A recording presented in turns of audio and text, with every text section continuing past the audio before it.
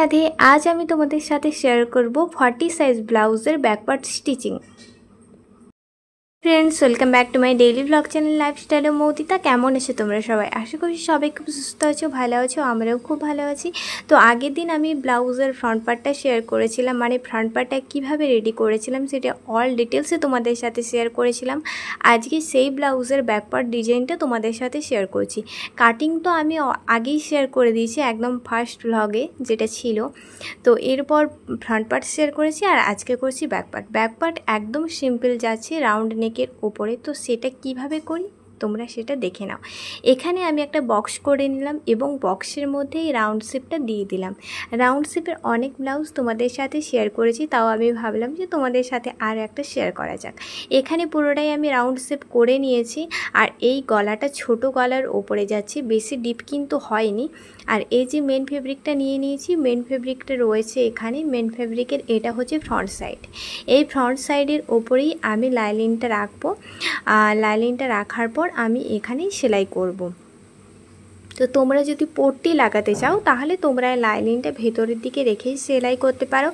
যেহেতু আমি পট্টি লাগাবো না তার জন্য আমি কিন্তু ভেতরে রেখে সেলাই করিনি, ওপর থেকেই সেলাই করছি। আর এখানে ওই যে পিঠে যে লটকানটা হয়, যেটা দড়ি লটকানের দড়ি, সেটা কিন্তু আমি এখানেই ঢুকিয়ে দিলাম। এখানে আমি একটা দাগ দিয়ে দিয়েছিলাম, সেই দাগ বরাবর দেখো লাইনিংয়ের নিচে এবং মেন ফেব্রিকের ওপরে আমি কিন্তু ঢুকিয়ে দিয়েছি। আর মানে ছোটো মুখটা কিন্তু ওই ভেতরের দিকে আছে আর বড় দিকটা আমি বাইরের দিকে রেখেছি। এবার এরপরে কিভাবে ওই দড়িটা বের করি সেটা দেখার জন্য তোমাদেরকে একটু একটু করে পুরো ভিডিওটাই দেখতে হবে। প্রত্যেকটা ভিডিওর সাথে সাথে আমি কি করছি না করছি পুরো ডিটেলসে তোমাদের সাথে জানানোর চেষ্টা করছি। তো তোমরাও চাইলে এভাবে অবশ্যই কিন্তু বাড়িতে ট্রাই করতে পারো, অবশ্যই তোমরা যদি চাও। যাই হোক, এখানে দুদিকে দুটো আমি ব্লাউজের লটকানে যে দড়িগুলো হয় সেটা পরিয়ে নিলাম। এবারে এক্সট্রা যে অংশটা রয়েছে, এই যে কাপড়ে যে রাউন্ড শেপটা সেলাই করেছিলাম, হাফ ইঞ্চ ছেড়ে আমি ওই অংশটাকে কেটে বাদ দিয়ে দিলাম। তো বাদ দেওয়ার পরে পুরো যে ছোট ছোট করে কাট করে দিলাম যাতে ফিনিশিংটা খুব সুন্দরভাবে আসে এবং আমি যে সেলাইটা করব সেই সেলাইটাও দেখতে বাইরে থেকে খুব সুন্দর এবং ফিনিশিং আসে। তো সেই জন্যই ছোট ছোট কাট দেওয়া। তো এরপরে লাইনিংটা দেখো আমি এইভাবে ঘুরিয়ে নিলাম এবং লাইনিংয়ের ওপর থেকেই চাপ সেলাইটা আমি দিয়ে দিচ্ছি। আর দড়ির বড় সাইডটা কিন্তু এখনও বাইরের দিকে রয়েছে। তো এটা কিভাবে আমি পিঠের দিকে বার করি সেটাই আমি তোমাদের সাথে একটু পরেই শেয়ার করছি।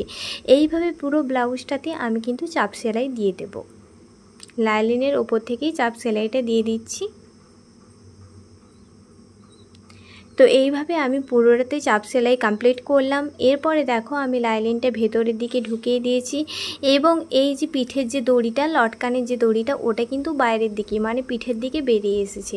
আশা করি তোমরা বুঝতে পেরেছো। এইভাবেও তোমরা চাইলে ট্রাই করতে পারো কিংবা তোমরা পুরো ব্লাউজ রেডি হওয়ার পরেও করতে পারো। আমার মতে এরকম করাটাই বেস্ট হবে এবং দেখতে আরও বেশি সুন্দর লাগবে এবং পরবর্তীকালে সেলাই খুলে যাওয়া বা ছেড়ে যাওয়ার কোনো চান্স থাকবে না। তো এইভাবে পুরোটাই আমি হাফ ইঞ্চ ছেড়ে পিঠের যে নেক সাইডটা ওইটা সেলাই করে নিলাম এইভাবে পুরোটা। তো সেলাই করা অলরেডি হয়ে গেছে। এবারে আমি ব্লাউজের চারধারটা সেলাই করে নেব, মানে আর্মহোল সহ কোমর সহ শোল্ডার পুরোটাই আমি এক একটা করে সেলাই করে নেব এইভাবে। ফার্স্টে আমি ওই কাঁধের পোর্শনটা থেকে শুরু করেছি, এরপর এই যে আর্মহোলের পোর্শন থেকে সাইড থেকে এবং কোমর থেকে পুরোটাই এই চকের যে দাগ রয়েছে ওই দাগ বরাবরই সেলাই করে নিচ্ছি।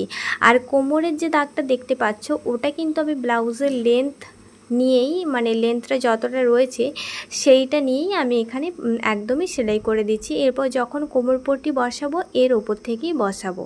এটা একদম সিম্পল পদ্ধতি এবং কম সময়ের মধ্যে আমি অনেক কম সময়ের মধ্যে তোমাদের সাথে দেখানোর চেষ্টা করেছি, মাত্র 6 মিনিট 30 সেকেন্ডের মধ্যে। তো তোমরাও চাইলে অবশ্যই কিন্তু ট্রাই করতে পারো। আসলে কি বলো তো, প্রথম জিনিসটা একটু কঠিন লাগলেও পরপর জিনিসটা যখন করতে করতে একদম হাতের মধ্যে এসে যাবে তখন দেখবে সবটাই যেন সুন্দর এবং সহজভাবে হয়ে যাচ্ছে। তো এখানে আমি টেকিংয়ের জন্য দাগ নিয়ে নিলাম এবং এটাকে ডাবল ফোল্ড করলাম। ডাবল ফোল্ড করার পর আমি হাফ ইঞ্চের মতন ছেড়ে দিয়ে আমি টেকিংটা দিয়ে দিলাম, মানে ত্রিভুজের শেপে, মানে উপর দিকটা সরু হবে এবং নিচের দিকটা চওড়া হবে। এইভাবে ডবল সেলাই করে টেকিংটা আমি দিয়ে দিলাম। সেমভাবে আরও এক সাইডে যে টেকিংয়ের দাগটা রয়েছে ওইখানটাতেও আমি টেকিংটা দিয়ে দিলাম। তো টেকিং দেওয়া কমপ্লিট। আর এই ব্লাউজের কোনো কাজ নেই, ব্লাউজের কাজ বলতে শুধু এই কোমর পট্টি বসালেই আমার ব্যাক পার্টটা পুরোপুরি কমপ্লিট। আর লটকান যে করব সেই ভিডিওটাও পরপর আমি দেব। তো লটকানটা কিভাবে বানালাম, তো যাই হোক এইভাবে আমি কোমর পট্টিটা দিয়ে দিচ্ছি। কোমর পট্টির জন্য এখানে 1.5 থেকে 2 ইঞ্চির মতন আমি একটা লাইলিন নিয়ে নিয়েছি এবং লাইলিনটাকে সিঙ্গেলভাবে রেখেই তার উপর থেকে ফার্স্টে ওই যে চকের দাগ বরাবর সেলাই করলাম।